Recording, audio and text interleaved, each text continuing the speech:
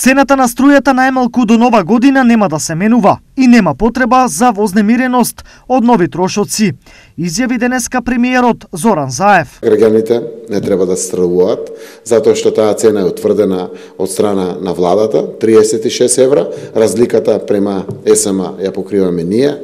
Данокот на додадена вредност го намаливме од 18 на 5% и се преземени сите чекори за стабилна цена на домаќинствата. Оваа изјава ги смири сите кои по многуте досегашни најави веќе реагираа, подготвувајќи се за нов и поголем трошок. Меѓутоа, што ќе се случи со цената на струјата која ја трошат компаниите? Неодамна сите тие добија известување дека трошоците ќе им бидат поголеми и за 100%. Компаниите, јавните институции, локални, државни се сите на отворен пазар. Како е за целиот регион, за Европа, за светот, така и кај нас.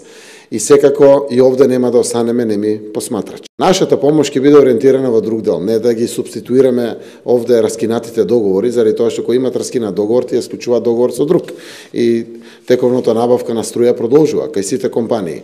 Но ние ќе бидеме тука да им помогнеме во одредени периоди со субституција токму од нашето домашно производство, кое што би било екстра повеќе произведено од тоа што е неопходно за домаќинствата.